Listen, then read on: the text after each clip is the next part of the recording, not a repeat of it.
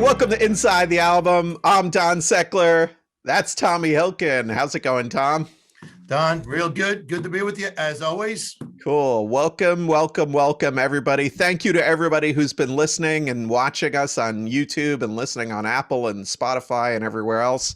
Nice. We just want to remind you what we do here inside the album is we pick a different album every week and we do a deep dive into the recording of that album, talk about all the stories of what was happening in the studio and the songs and how they came together, and just really kind of get in and learn about some of our favorite albums of all time. So if you can, please help out, subscribe us. We really would appreciate 5-star reviews on Apple Podcasts. So that's the one place where you can go and give a great review for us. That would really help us out. We really appreciate it. Sure would. And check out InsideTheAlbum.com. That's our website. You can see all of the episodes from the beginning all the way up until now. Big exciting news. Our charity is really kind of gaining some traction, and we're working with this charity to help bring music to the world. So tell us all about it, Tom. What are we doing? Don, awesome stuff. And I'm just so glad that we have watchers and listeners. So watchers could be scary, but I'm okay with it. So our foundation, Music for Mark, is really the premise about why we're doing this. So, we can raise the awareness of people of what we're doing. Music for Mark, we're bringing music lessons and we're bringing musical instruments to kids of the world. Music, it means so much to you and I. That's why we're doing this, inside the album, everything about it. But it's about leading people to understand that we want to bring music to the world.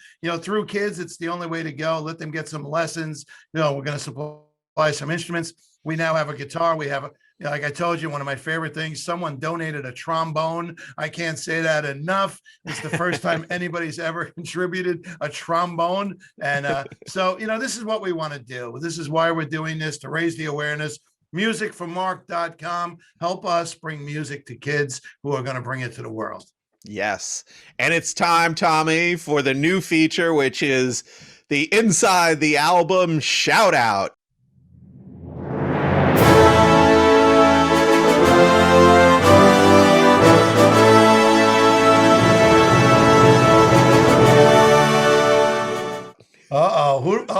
This is a surprise to me.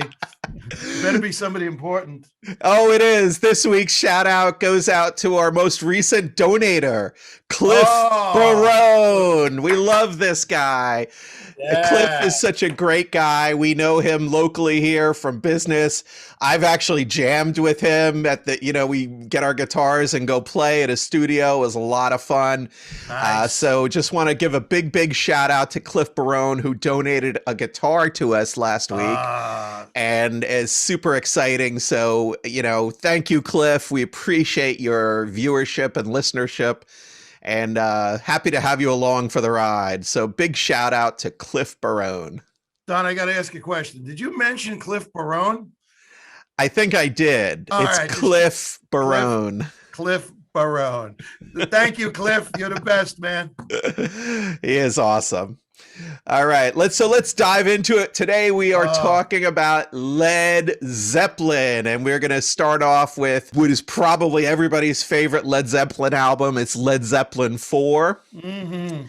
Technically, it's an untitled album. So, and we're going to get into a lot of this, why that happened and what was going on with this. Some people know it as Zoso, which, people say it, but it's not technically correct. So we'll talk about the details of how this all came together and what those symbols on the album mean and all these sort of things. But we're going to dive in, Tom, and talk about the members of this band. And I'm sure Let's do it. 99% of our audience knows every one of these guys. It's the iconic, and these guys are all iconic. Robert Plant on vocals, by far top 10 easily frontmen of all time, right? Yeah. Are you there? Maybe. Please rephrase that as a question. I thought it was a statement. Oh yeah, talk about frontman. Listen, the whole band, right? Everybody in the band. Iconic. Yeah.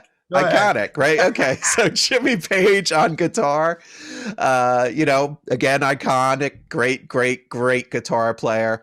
Has a lot of background in doing studio work and playing with other musicians. So the thing about these guys is the technical ability of these players. Even though they're playing hard rock, heavy metal, the technical ability of them is through the roof. You've got John Paul Jones on bass, who also played a lot of keyboards and had a big hand in writing some of the major hits for Led Zeppelin. And I'm not sure how many people realize that, but John Paul Jones, big influential part of the band as well, not just the bass player. And then the legendary John Bonham on drums. And, this is a guy that you hear people like Dave Grohl and, other drummers refer to as the greatest rock and roll drummer of all time. So, no doubt about it. Just a powerhouse lineup of super, super talented musicians. A great career, although rather short. I think it was about 12 years or so that they were together, and they broke up when Bonham died in 1980. But this album, Led Zeppelin IV, obviously their fourth album, was released on November 8th, 1971. So it's the very, still kind of the end of the 60s, even though it's 1971. And kind of we're moving out of the hippie days and the jam rock days and into that 70s period where things are starting to change a little bit in music. At the time on the charts, and this is interesting, it was pretty mellow. The charts were very mellow in like the end of 71, early 70 or 72. Yep. So you had Harvest by Neil Young, which was a huge album at the time. Yep. Tapestry by Carole King, another really, really super popular, not really a rock album, but still a dominant album on the chart and in the pop landscape. You had Mad Men Across the Water by Elton John. Again, a rock record, but, Elton John a little bit more middle of the road. The thing that was interesting that was out there that was kind of heavy at the time was Killer by Alice Cooper. So, for the most part, it was a pretty mellow year for music in terms of is it rock or is it kind of laid back stuff? Yeah, it's an interesting way to look at it, right? Yeah. The first thing you think when you said 1971, first place I went, Neil Young. Yeah, it was right. So popular. Yeah, and Neil was really picking up popularity at this time with a couple of big records. Huge. So regarding this album, Led Zeppelin IV, it's Led Zeppelin's best-selling album by far. 37 million copies sold. It was number 58 on Rolling Stone's 500 Greatest Albums of All Time. Wow. And it is tied for the 6th highest selling album in the United States. And that's as of, I think, like last year. So it's still a really, really big selling album. What's interesting is that there's 57 albums that somebody put in front of this. Yeah, that's crazy, right? Well, sometimes, I don't always agree with those Rolling Stone lists, They always pop Yoko Ono up in there. Yeah, but what you think about when we go through it, the whole total album, when we're talking about an album, not just a song off an album, this album itself, you'll see as we go through it. Yeah, and this is one of those albums where every song is just amazing and pretty much iconic and legendary. There's no dogs on this album. There's nothing, if you put this on, you're not getting up, you're not walking away, you're going to listen to the whole thing. It's that good. Yeah. And the number one song overall in every group, there's a vote, is on this album. Right. You're talking about song that's considered the greatest rock song of all time by a lot of people. Yeah. Right. So the song is number one, the album 58. Yeah. Interesting.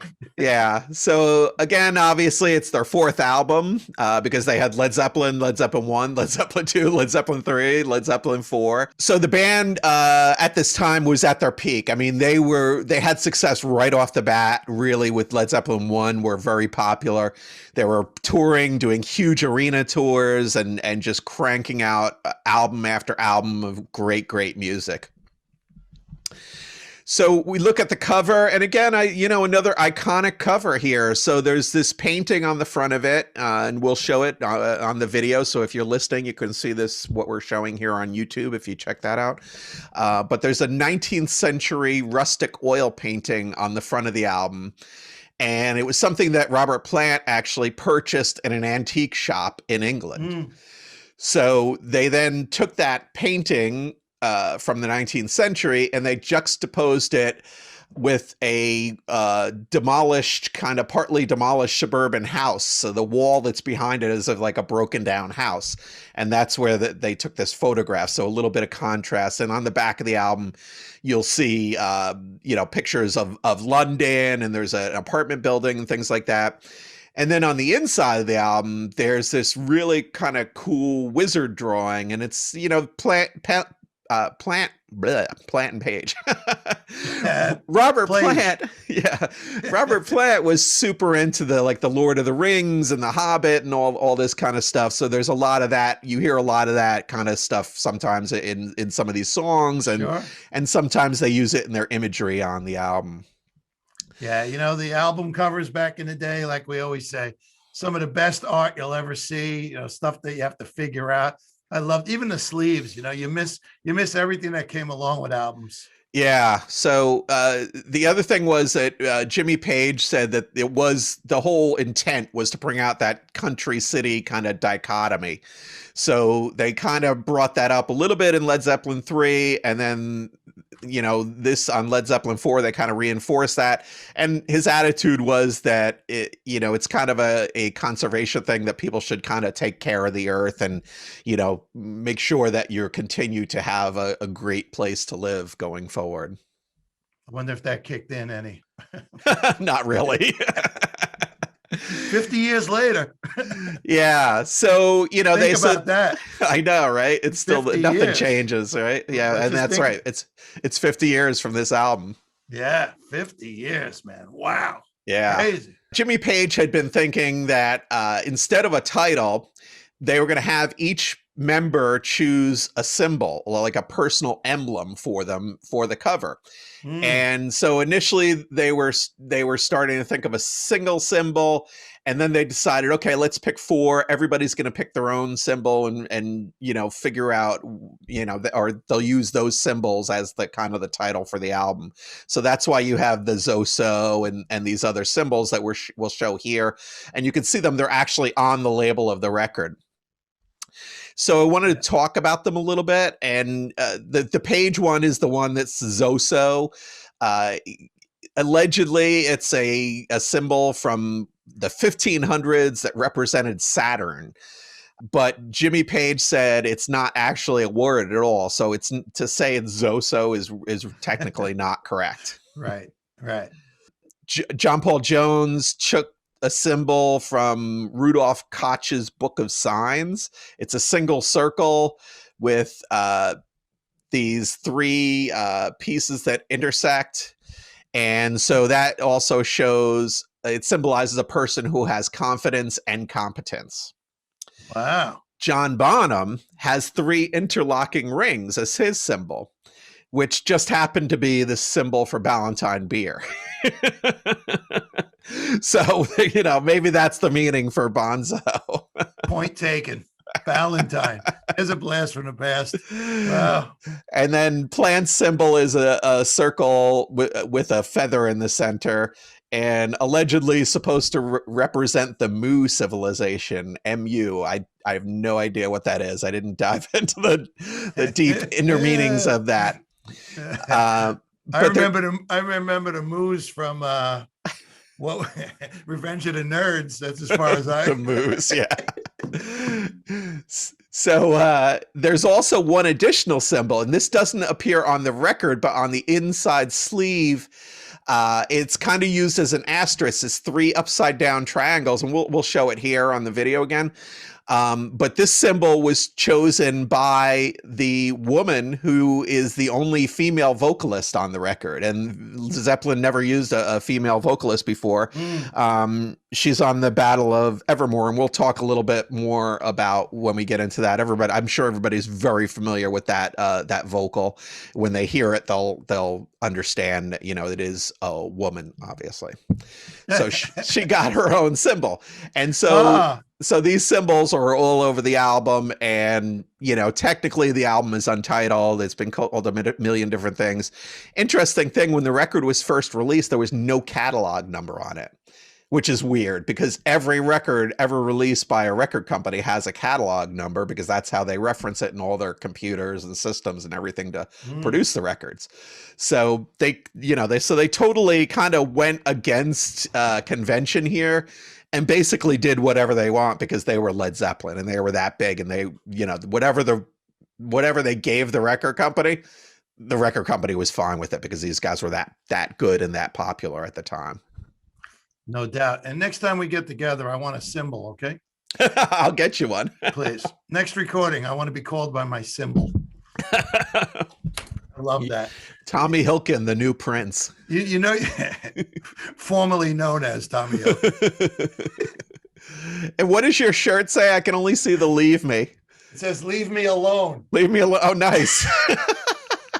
It's so weird because you're a pretty social guy, but maybe that's an act. I'm a little grumpy right now. So, old man days. Yeah, you go, get it off my lawn. All right, Grandpa, let's dive into the record here. We're going to start off with Black Dog, the opener. Here we go. Hey, let me kill some time. Can I interject here, Don? Sure. If you don't mind, so we don't have dead air. That's what editing's for. Yeah, thank you, God. Thank you, God. But I have to tell you, you'll love this. You know how I owned this album the first time I ever had it? No. 8-track.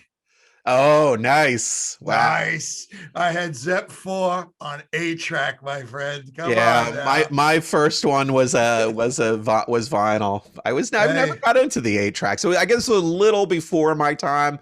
My parents had a lot of them, but I wasn't driving at the time, so I didn't have, you know. Even the cars had 8-track players. Yeah. It was like a big deal. But they came and went. All right, so let me ask you a question. Did the 8-track cut off in the middle of any song to click over to the next track? Yeah. They didn't. They were the worst. Literally, it's just you click it. You had to click it over, right? It was like all the time. They'd split songs all the time. In the middle of the song, the middle of Stairway to Heaven, and it would go over to track 2. You have a gap, like 15-second gap, right? I remember my brother had a Chevy Monte Carlo with an 8-track player in it. It was the greatest. Yeah. You have to have a big suitcase of 8-tracks that you carry around with you. Literally. Yeah. I'm not even joking. It was literally like a suit. It was like a big briefcase of, you could put your 8-tracks in. And later they had the same thing for cassettes. Something we'll talk about. I wonder how long they really lasted, 8-tracks. Not too long. No, that was it was the worst technology, I think, for music, but. All right. So let's take a listen. Here's Black Dog. No. Yay! There it is. Hey, mama said the way you move gonna make you sweat, gonna make you groove.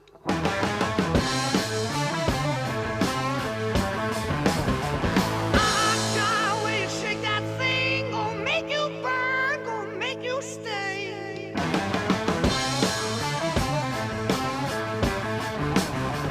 Hey, baby, when you walk that way, watch honey drip, can't keep away.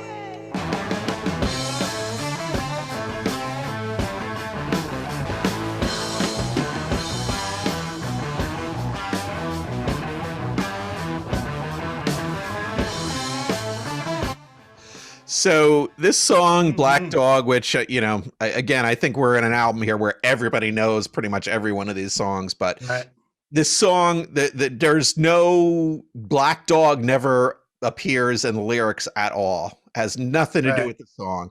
So the guys were at this mansion, Headley Grange in Hampshire, England, and that's where they were working on the songs. They're out in the country surrounded by woods. this black Labrador retriever would wander around the grounds, and the band would feed it and pet it and stuff and hang out with it. Yep. And so when they came to this track, which they didn't have a title for, they thought of the dog and went with Black Dog. Works for me. Always has. Always has. So John Paul Jones got the idea for this song after hearing Muddy Waters' 1968 album Electric Mud. So he wanted to try an electric blues with a rolling bass part. And he wanted this riff that would be like a linear journey. So it's going to go start somewhere and get somewhere else. They rarely would write together, but like he would come in. John Paul Jones brought this bit into and started jamming with Jimmy Page. And then the song started to come together. So the first version was really, really complex. It was in this 3/16 time. Most rock and roll is in 4/4 time. So it's like 1, 2, 3, 4, 1, 2, 3, 4. And then when you get into these weird time signatures and stuff, it gets a lot more jazzy and it's a lot more complicated and harder to play. And these guys were pretty good musicians. So they were going for these weird time signatures, but it got so hard to keep up with it that they kind of abandoned that and moved it back to something that was a little bit more simple. Yeah. You know, John Paul Jones was extraordinary. I heard somebody describe him as like the George Harrison of Led Zeppelin. You know, the guy was behind the scenes, but if you watch him play, man, there's nothing he can't play. Literally. No, amazing. Yeah, super, super amazingly talented guy. And that's why, you know, a lot of times people go, oh, he's the bass player. And first of all, bass is not easy. Bass is so important to every song. You know, it can be simple, but a really good bass line can make or break a song.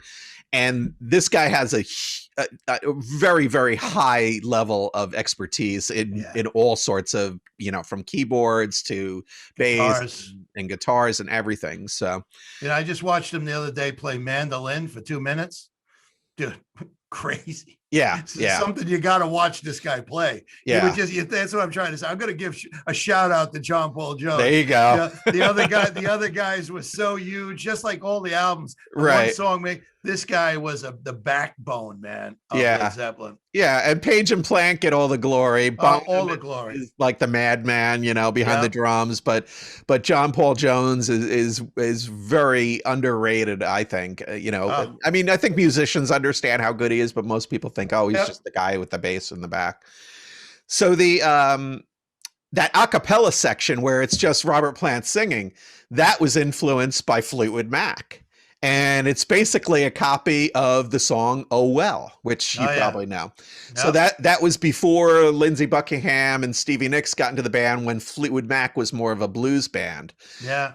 And so that "Oh Well," which if you haven't heard it, check it out. It's an amazing, amazing song.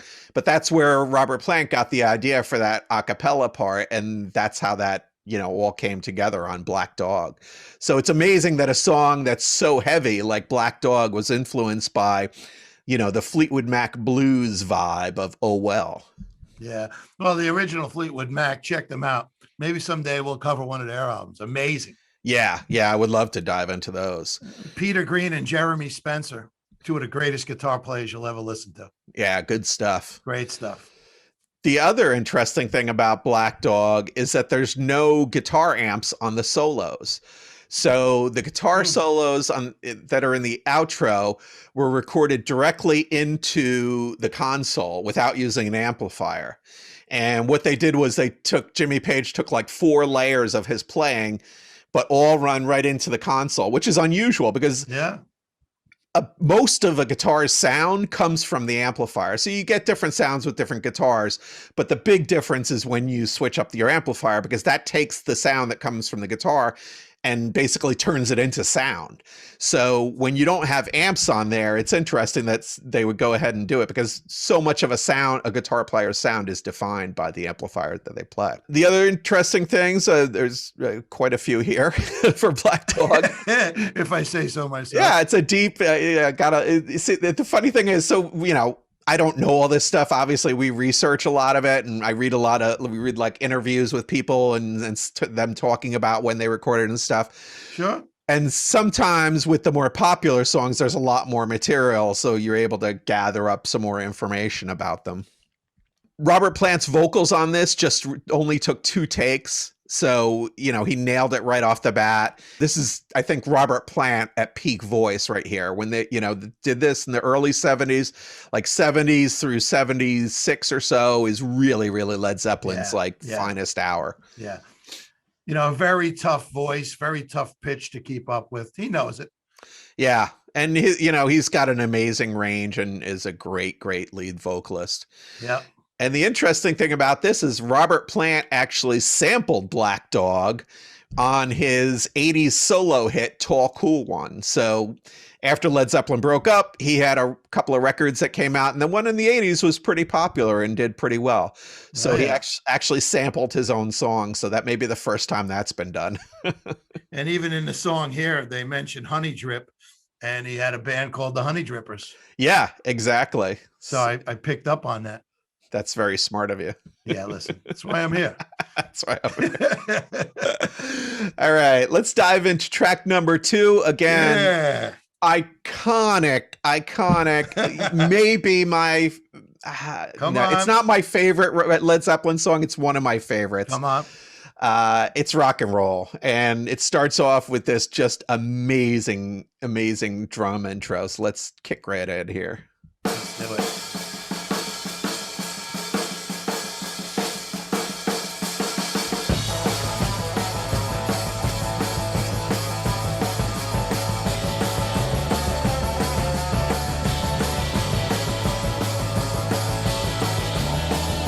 Straight ahead blues, right? 12-bar blues riff.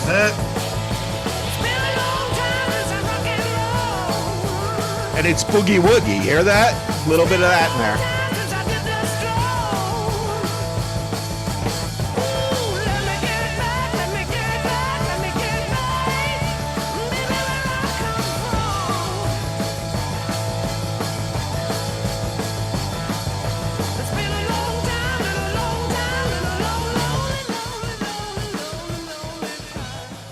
So again, I think, you know, since everybody's familiar with these, I'm not gonna, you know, I'd love to play them all, but we have to get to the information as well. Interesting, because there is a guest musician on this who kind of drove the song and helped write it. And it's Ian Stewart, the piano player from the Rolling Stones. No, there you go. It's interesting how this worked out. So Zeppelin was staying at this mansion in England, and they borrowed a mobile recording truck from the Rolling Stones. So because nobody in Zeppelin's camp was really super familiar with it, Ian Stewart came along and helped them record, because he used to do this kind of technical stuff with the Stones as well. So he's familiar with the recording unit, and so he's jamming, and this all came out of an Ian Stewart jam. Awesome. And you mentioned the blues, you know, these guys all grew up with that. You got to remember Jimmy Page, you know, that's all they had to listen to. Right? Oh yeah. You know, they were huge. They're huge blues guys. Well, the rock and roll before them was limited. You know what I mean? It really was. So they grew up with the blues, which, like we say, the blues gave birth, and it turned out to be rock and roll. Right. And I think the result of that too, like what I was saying, we could hear like kind of like that boogie woogie, the 12-bar blues helps. And then it's got a little bit of jing ding ding to it, you know, that really kind of moves it along. Even though it's super heavy, you could envision this stripped down and being played on a piano, right? No doubt. And it would be amazing. So that was the Ian Stewart and kind of the Rolling Stones influence on Led Zeppelin. Big, you know, Stones, huge blues fans, huge. Yeah. So that's it. Go ahead. No. Go ahead. Okay. No, after you. No. So again, they ran into this thing where they're like overcomplicating things a little bit. And so the original drum riff was almost unplayable. So this is crazy to me, is that they write stuff that they can't play almost, you know, like they're pushing it to the edge, like which shows their greatness, because they're going ahead and trying to do something that nobody else can do. Right. But it got so bad that like he couldn't even keep up with it. So he ended up kind of jamming with it a little bit and using the influence of a Little Richard song called "Keep a Knockin'."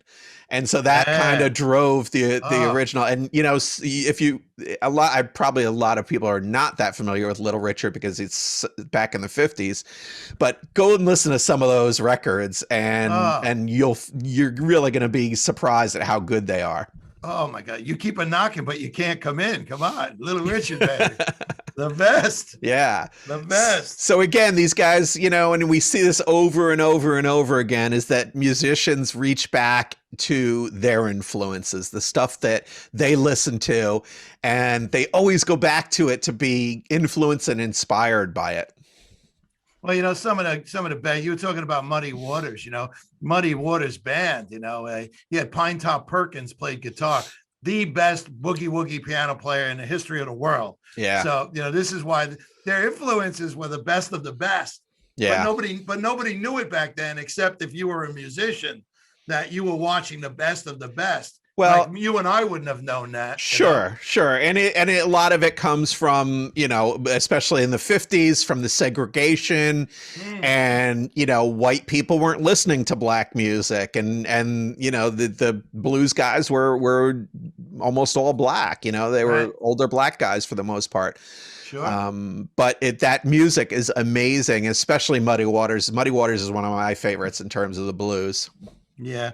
And you know, the guy who brought it around was John Mayall. Yeah, and he knew all these guitar players, John Mayall and the Blues Breakers, you know. Yeah. He had all these guys, Jimmy Page. They all took a turn playing in there, the Yardbirds, you know, that kind of thing. We'll talk about that, I'm sure, a little bit. Yeah, all those influential bands that seeded all these other bands, right? Yeah. And it all came from the blues to the Yardbirds, you know, playing all the blues music, and then everybody getting their wings and going where they had to go. The Claptons, the Jimmy Pages, the Jeff Becks. Yeah, exactly. So in this song, Robert Plant wrote the lyrics, of course, which he wrote, you know, all the lyrics pretty much. And he said it was a response to the critics who claimed that the previous album, Led Zeppelin III, wasn't really rock and roll. So Led Zeppelin III was more of an acoustic folk album, and Plant wanted to get back out there and show the critics that these guys could still rock. So that was the impetus for the lyrics on this song. Wow. Imagine Zeppelin being accused of not rocking. It's kind of right. So, and this is a song where all four band members got writing credits, and most of the Zeppelin songs were only credited to Page and Plant in terms of writing. There you go.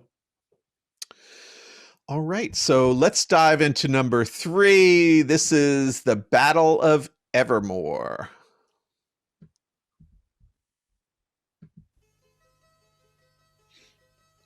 There you go. Starts off with a mandolin. What a great instrument. Yeah.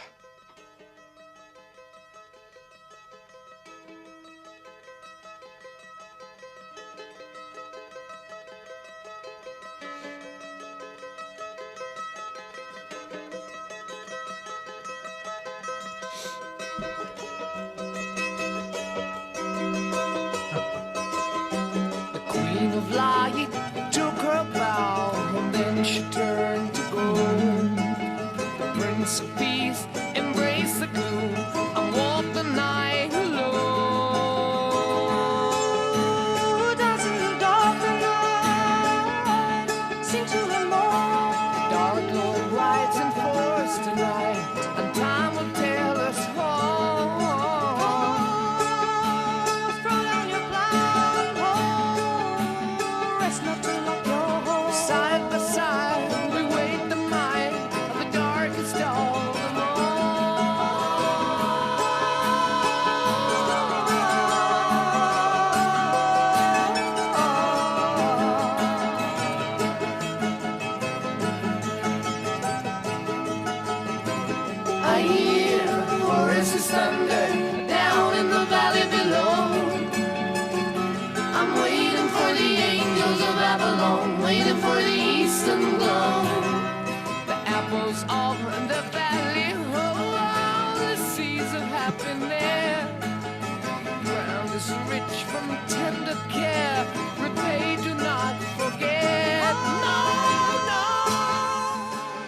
So this song was written by Jimmy Page on the mandolin, and it was John Paul Jones's mandolin that he wrote it on. Speaking of John Paul Jones. Yeah, just amazing, right? It's like medieval, storytelling. It's so Yeah, good. yeah, it's definitely very, Tolkien oriented here. This is the Hobbit and the Lord of the Rings and all that kind of stuff. So Jimmy Page said they're there and he saw the mandolin laying there. It wasn't his, it was John Paul Jones's. So he picked it up and started messing around with it, got some chords together. And he said basically it just fell out of him from the mandolin. This guy had never played a mandolin, picks it up and writes this song, right? It's great. There you go. That's how you become great. Yeah. So yeah. Here it was a lot of that finger picking, which is not something that you hear in a lot of hard rock or metal songs. But it kind of brought Jimmy Page back to his studio days where he had to do a lot of different types of music. So it wasn't that his finger picking was great, is probably better than most because he's Jimmy Page. Yeah. But it's something that he had done in the past with when he's doing a lot of studio work. And when you're in the studio, you play what they tell you to play. So whatever the song is, you do it. And that's what his background was. Yeah, really, really amazing. And when you think about it, we talk about it all the time. We do this inside the album. Ladies and gentlemen, put this album on, sit back and listen to the music that's being played by these guys. Yeah. Sometimes, a lot of times we just put it on and we barely can hear it. Sit down and listen to the album. Get inside the album. It'll blow your mind. Yeah, totally.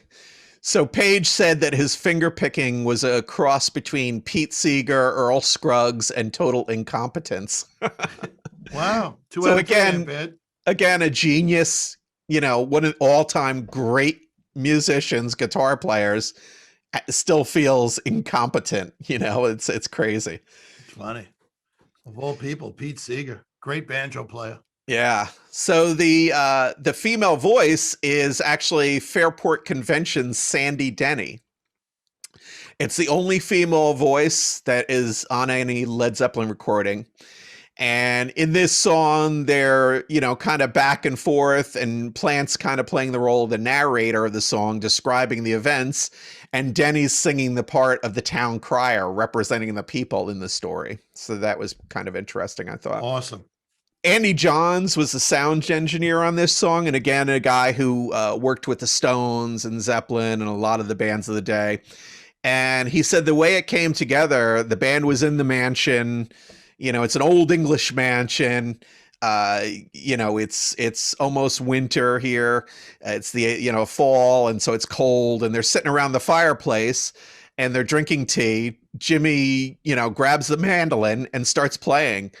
And right away, Andy Johns got a microphone and, put a little echo on his mandolin. And before you know it, the whole song just came together sitting around the fireplace. Robert Plant jumped in and started singing, and it's crazy. I mean, it's amazing the stories behind the development of these classic songs. It's my dream life. Yeah, right? If you could do that. I said it was a dream. Yeah. All right. Awesome. So let's dive into, again, now here we are at number 4. This is, probably the most well-known rock song in all time, maybe other than Freebird. Freebird. But this one is Stairway to Heaven.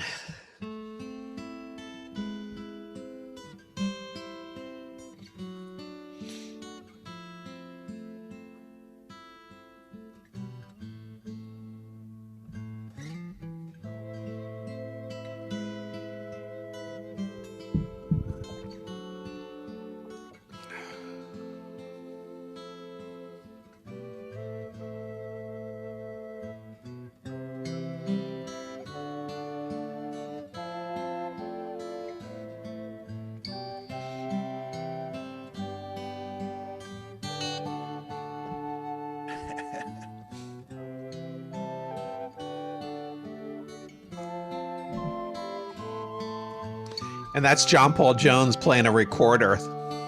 Nice. There's a lady who's sure all that glitters is gold, and she's buying a stairway to heaven. When she gets there, she knows if the stores are all closed, with a word she can get what she came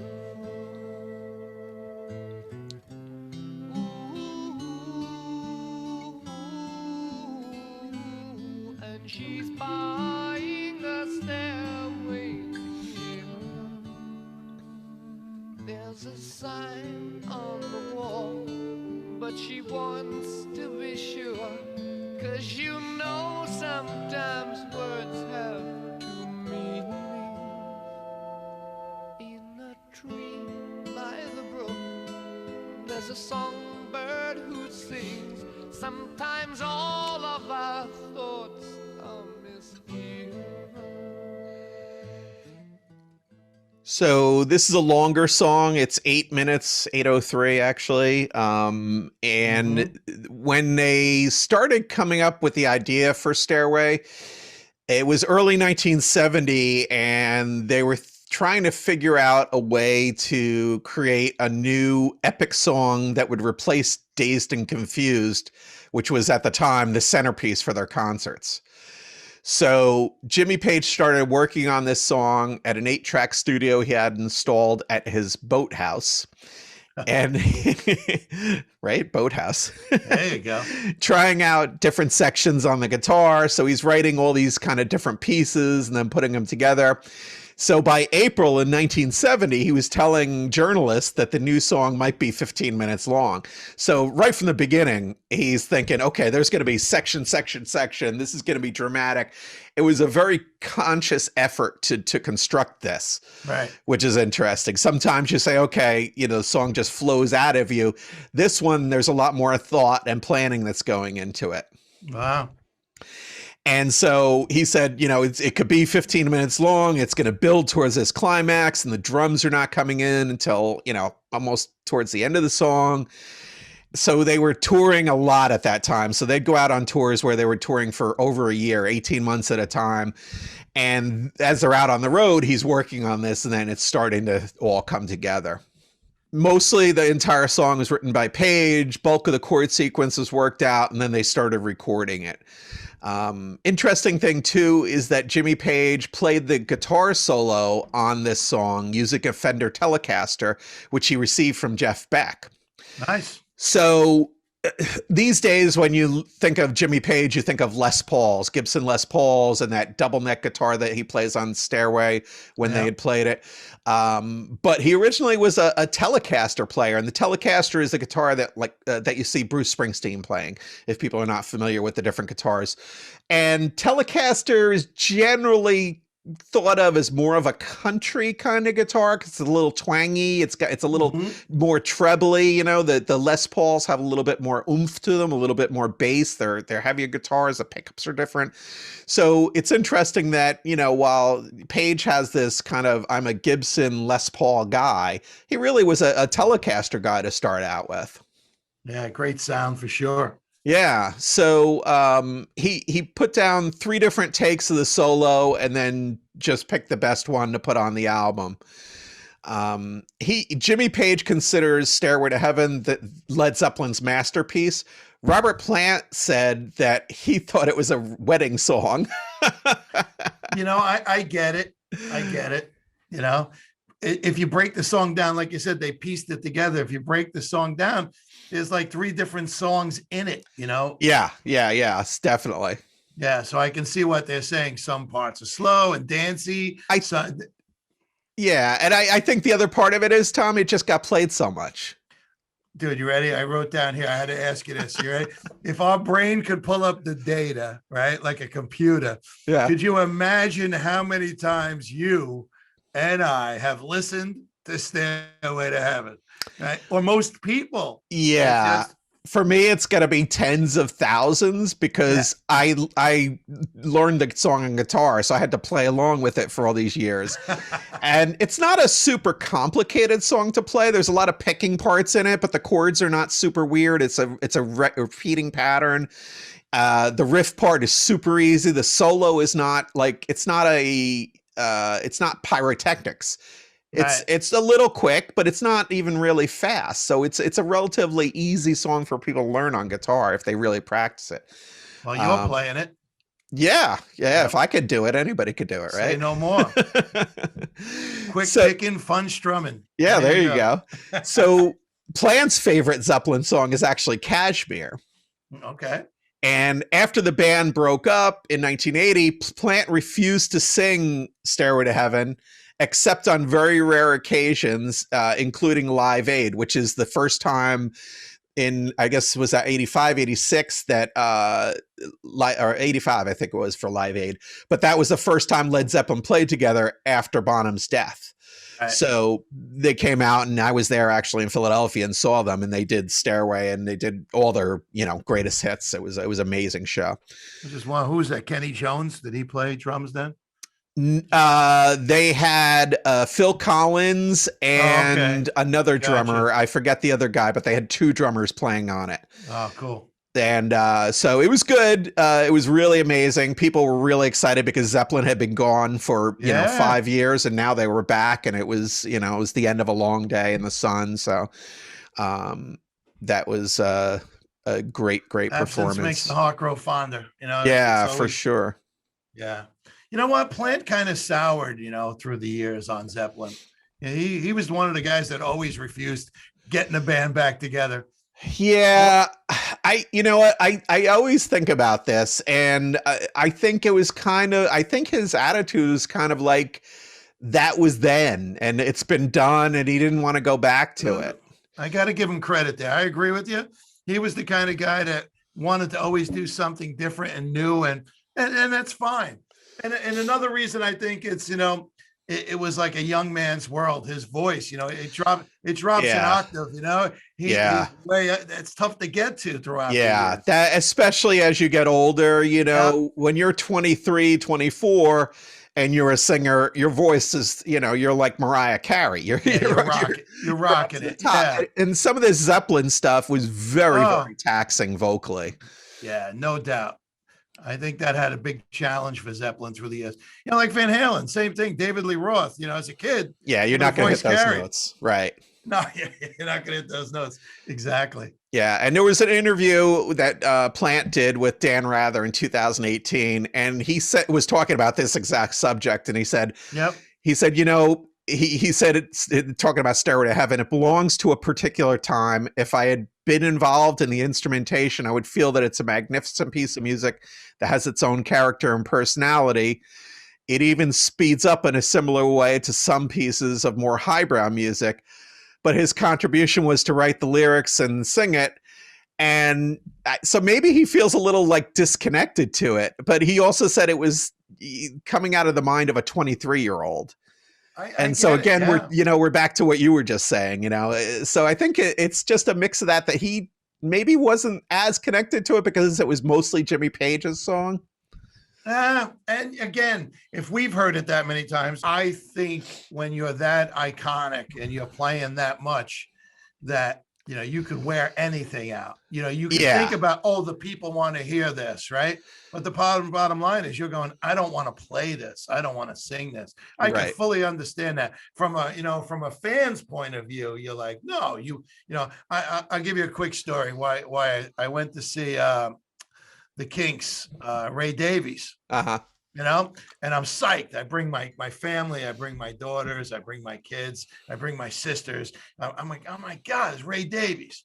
And Ray Davies gets up there. He's going, here's a song that was like, a song I put on the album. And he played every obscure song he ever recorded in the history of rock and roll. Didn't do Lola, didn't do anything. Yeah, I get that from these guys' perspective, but that's such a bad thing to do to the fans. I'm not saying that. My money back. I'm not saying you have to do a greatest hit show all the time. Right. There are there aren't too many bands that don't, but I think you still have to, you got to give them what they're expecting, Throw me an ape man. Come on, I need an ape man. Yeah, right. Come on, Ray. So, but Plant's thing, I totally get it that was so in the past, and that there was a lot of issues that were going on with Zeppelin back in the day. With, they had all those issues. Didn't Plant lost his son? Wasn't that there was a death and a car accident or something? I forget the exact details. But when that all came to an end, I guess they figured, wow, we were doing this for 12, 15 years, and now it's time to move on to something different. Yeah, I get it. And especially in the creative world, man, staying creative, staying in a creative mode, mindset, that kind of thing. Sometimes when you step away, you become creative again. And he did some great music. Oh yeah. Plant later on. I like a lot of his solo stuff. Yeah. But it's also, it's hey, don't want to live in the past. That's a personal thing, and it was just not for him. So there you go. All right, let's dive into number 5. This is Misty Mountain Hop. A beauty. Come on now. Great riff, right? Yeah, great riff. I love riffs.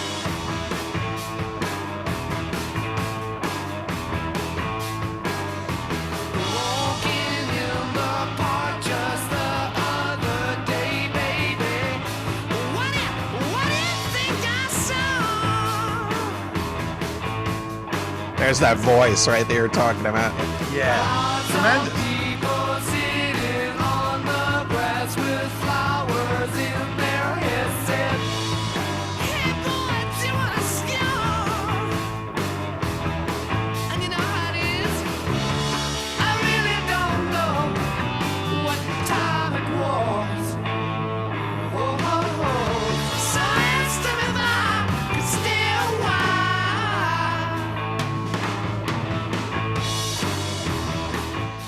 So this song was written by Jimmy Page one night when the rest of the band was sleeping. Nice. You guys sleep. I'll take care of this. Yeah. So Plant said it's about a love-in. So it's, these hippie kids out in the park. It was this thing that's happening near London, and the cops broke it up. And so Plant said it's about a bunch of hippies getting busted, about the problems you come across when you have a simple walk in the park on a nice sunny afternoon. And he said in England, they felt like it was like Big Brother, like they're coming out to, and this is kind of the hippies versus everybody else in society and trying to do their whole free love and all this crazy stuff. And, that a lot of times there was conflict back then. Hey, free love is important. Come on. I want to say this. We were talking about the blues and, the influence they had. Take this song, slow it down, slow the riff down, slow the song down. Pure blues. Oh, yeah. Bam, bam, bam. Just slow that down to bam, it's amazing when you hear it. They just sped up the blues on this song. It's great stuff.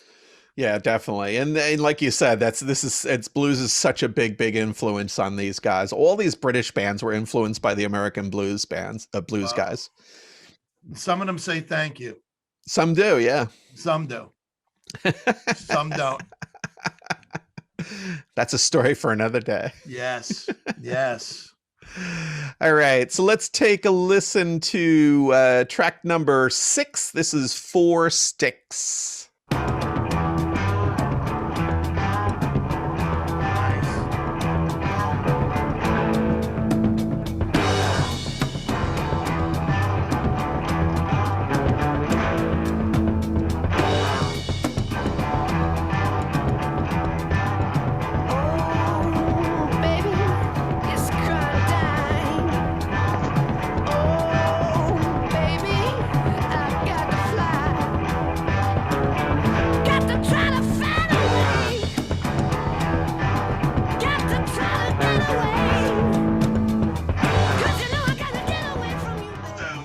Sticks. I mean, again, another great song I think people are real familiar with. This gets its name because Bonham actually played this with 4 drumsticks. Wow. It's crazy because this guy used big, beefy drumsticks, not like little, sometimes you see these very thin drumsticks. No. This guy's using pounders, and he's using 2 in each hand. Literally just pounding away. Just, yeah, crazy. But the problem is that it beats the crap out of your hands, and so they could only do this a couple of times. Yeah. In fact, it was so hard for them to record it that they've only played it once live. Oh, wow. Yeah. That's a great tidbit. Yeah. Yeah. There's also some analog synth on there, which is, Zeppelin is known for a little bit of keyboard, not too much. But they did a lot of overdubs here with heavy vocals processing on them, and a lot of electronic sounds added to the vocals. So a much different sound for Led Zeppelin, kind of moody, I think, right? Well, moody, and it's kind of like the drums are being played like a Congo beat, like if you were playing a bongo drum, bum bum bum bum. Right. Yeah, it's kind of a jungle feel. Yeah, to it, right. The it whole really is. Kind of boom. It's kind of like George in the Jungle, sort of. It was taking me back. There's the New York Dolls have a song called "Meanwhile Back in the Jungle," and it's like the boom boom boom. It's got that same jungle beat. So yeah, really really cool. It's a different way, a different approach for Zeppelin for sure. Yeah. So when they were doing this, so they're trying to lay down this song, and Bonham was getting really frustrated with it, but it led him to a breakdown. So he chugs a beer, and he blasted out a riff that was patterned after Keep a Knockin', which we talked about before. Yeah. And it actually turned into rock and roll. So while they were writing Four Sticks and he's working on this crazy drum thing, he's having a lot of trouble with it. But it creates this other great song as well. So it's insane how these guys just produce these amazing songs. Yeah, pieces of this, pieces of that, it all comes together. And like we always say, I'll bring it up right now. Listen, no matter how you look at it, it's rock and roll. For sure. Right? It came from somewhere, and and we didn't even discuss it, the fact with the riff from Stairway to Heaven had caused Zeppelin so much grief. Yeah. Going to court and yuck. Right. Crazy. Keith Richards says it best. There's only a few notes and a few chords. Yeah, right. You can only put them in so many different ways. Yeah, exactly. So the whole rock and roll coming out of Four Sticks is interesting. And then they made Four Sticks the B-side of the rock and roll single. There you go. Like the two songs, which, you don't think about them together, but they're really kind of like Siamese twins almost in a way, could join. I got it. And yeah. Like they were created in a laboratory. Yeah, the same piece of music, pretty much. Wow. I love when you say B-sides, it's like anybody younger listening, it's like there used to be an A-side, which they thought would be the hit. And then the B-side, which was a song most of the time they would throw in just to cover the other side of the 45, right? They never used the good songs because the single was the A-side was the one that got played on the radio, they wanted to sell, right? Yeah, and drove the sales of the singles and then the albums as well. And you realize soon after that many B-sides turned out to be the greatest songs ever. Well, and it just goes to show you that even sometimes the artists, all the people around them, they know their business and stuff, but sometimes who knows which song is going to be the most popular one. Oh, yeah. I got you. All right. All right, let's move on. Number 7 is Going to California. What can you say? It's just so good.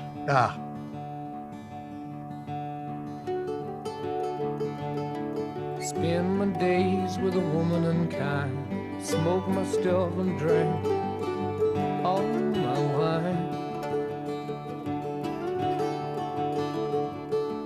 Made up my mind, make a new start, going to California with an aching in my heart. Someone told me there's a girl out there with love in her eyes and flowers in her hair. So that line right there kind of tells you where this song comes from, and it's about basically Joni Mitchell. Oh, wow. So it's inspired by Joni Mitchell. Plant and Page were both huge fans of her and her singing, and she's the hippie girl with the flower in her hair. And this goes back to that time that we've talked about before with that Laurel Canyon scene. Yeah, you she was know, fabulous. and she was kind of the center of that, right? She was like a spoke to a lot of different people and a Oh, lot of different absolutely. bands. And so, they were writing this about California, and then it became this real kind of Joni Mitchell feel to it, which it kind of has a little bit of that Joni Mitchell. The way the lyrics are super lyrical, for lack of a better word. Nice. You know what I mean? Yeah. And the music was quite musical. Yeah, it was amazing. But it's very kind of laid back in that Joni Mitchell, and some of the phrasing is even a little Joni Mitchell-esque in terms of his phrasing on some of those lines. Well, just before that, the 60s straight through the folk music was huge. That's why they mentioned even Pete Seeger. Right. The folk music, the New York City, San Francisco, folk music was huge. Yeah, because that was the thing that was breaking new ground at that time. That was awesome. Great stuff. Yeah, that always catches people's ears and eyes. And again, here's an acoustic song with no drums. There's no John Bonham on this song at all.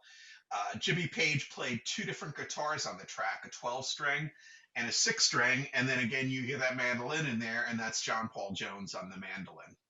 So again, back to, that same kind of crossover of different instruments, some layering and different things going on there. And, yeah, what a band. Yeah. And just a great musicianship, just amazing. Again, shout out to John Paul Jones. Yeah, to be able to pick up instruments like that and be so good at them is just an amazing talent. All right, so the final song, the closer, number 8, and this is one of my all-time favorites, and it is When the Levee Breaks. Well, go ahead. But When the Levee Breaks might be my all-time favorite. What a great song. Yeah. Can't wait to hear it sometime today. Me too. So here's the drums again. Yeah, everything about it.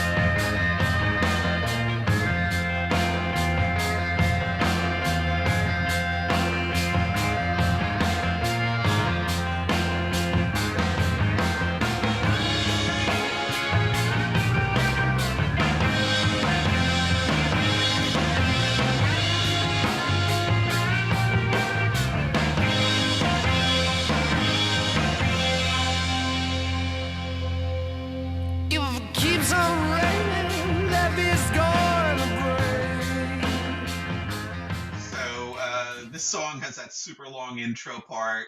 The song itself is 7 minutes 9 seconds. Wow. That intro with the drums, just with the drums and the harmonica and stuff, is over a minute long. So that's interesting. Yeah, and again, like we talked, all these songs had to be cut down for the radio. Even when they butcher up "Stairway to Heaven." Yeah, right. They cut out like the whole section. Nah, I know, it's ridiculous. Yeah. Great. So this is a cover song. It's from an old blues song that was recorded by Memphis Minnie and Kansas Joe McCoy back in 1929. I guess you got your name from where you lived. I guess, yes. And it's based on the Great Mississippi Flood. So Memphis Minnie. Oh no, Memphis is Tennessee. So yeah. But so there was a flood in 1927, and there were slave, or I guess. They were still slaves at that point. No, 1927. So it was African-American plantation workers were forced to work on the levee at gunpoint, piling the sandbags and saving the neighboring town. And so that's where you get some of the lyrics, like, I work on the levee, mama, both night and day. I work so hard to keep the water away. So it's coming from a historical, real fact. Yeah. and you really, it's Black History Month, and you were like, was there still slavery in 1926? I know, I'm awful with days. Well, I meant I'll help you out. In Mississippi, probably. Yeah, right. Close to it, I'm sure. Now, please, that is not an outtake.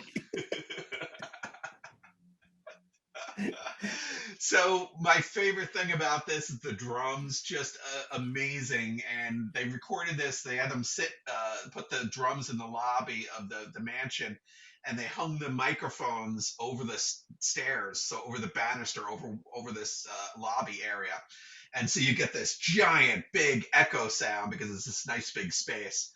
And Awesome. you know, that's kind of, for a lot of drummers, that sound is like the holy grail. Like that's what they, you know, are trying to get to. But it's very hard to reproduce that without the dynamics and acoustics of that particular Yeah. room.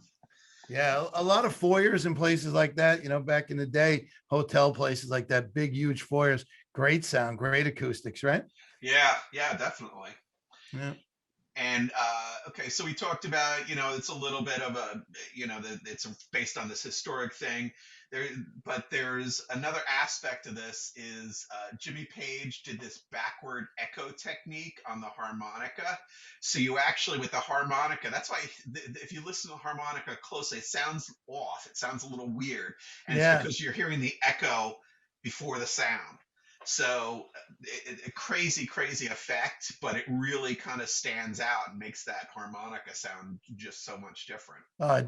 I was trying, if you really try to figure it out, it sounds like a harmonica, yet it doesn't. Exactly. Right. So right. something went on there. Yep. Yeah. So these guys are really kind of pushing the limits in terms of trying to, you know, do some interesting new things with sounds. Thank God. They did a lot of effects on the vocals for different verses, had different types of effects. And so all these types of things that were going on in this song made it really hard for them to perform this live. And it was only played live twice. Wow. Crazy, because it's such a good song. Yeah. You know what? I guess it was that difficult, but they could have brought it down to a different level, a different, you know, style or version. Yeah. You know? I think, you know, the thing was they felt like when they did it live, it didn't come close to the recording. Yeah. You know? And so that's why they stayed away from it. Yeah. But the other interesting thing is that this sound, like we talked about that, like where I said it's the kind of the holy grail of the drum sound. It also became a really heavily sampled drum sound for rap in the 80s. So nice. You'll hear it on the Beastie Boys, Rhymin' and Stealin', which is the first song off of License to Ill. It was used by Dr. Dre on Lyrical Gangbang and countless others. Wow. So definitely has some legs, and you know, even like we said before, Robert Plant was sampling Led Zeppelin in the 80s. So hey, he was allowed. That's great. I'll tell you what, think about it again. We always talk about this, man. These albums that we're diving into, you know, and talking about, these are meant to be listened to, you know, and I mean that. Take the time to listen to it, you know, break away from everything, you know, put the music on. You know, when the Levee breaks, you know, my God, musically, it's a masterpiece. Yeah. I love everything about it. Great song to have cranked up or with headphones. No doubt. That's what I'm saying. Yeah. Crank it up. All right. And so that's Led Zeppelin IV. Wow. Hope you enjoyed this episode. Keep listening. Give us a review on Apple if you can. And next week, Tom, we're gonna go inside the album Pet Sounds by the Beach Boys. Wow. So, there's some stories there. There's some stories there. We're going to change it up. Amazing album. And, you know, we keep running across people who have Beach Boys as influences, too. You know, you hear that a lot. And so I don't know if people today realize how powerful the Beach Boys were back in the day. Well, especially when it came to producing music. It changed the world. That album changed the world. Oh, yeah, for sure. Yeah. Awesome. I look forward to it, Donnie boy. All right. Or should I call you Hapakan Don? Why is that? Where do you live? Landing. Oh, all right. So we're going to give ourselves Mississippi names. You'll be Landing Don. I was like, what are you going for there? Landing Don. Hey, listen, leave me alone. Leave me alone, will you? Come on. Naughty boy. All right, everybody. Thanks for listening. Thanks for watching. We'll see you next week. All right, tell your friends.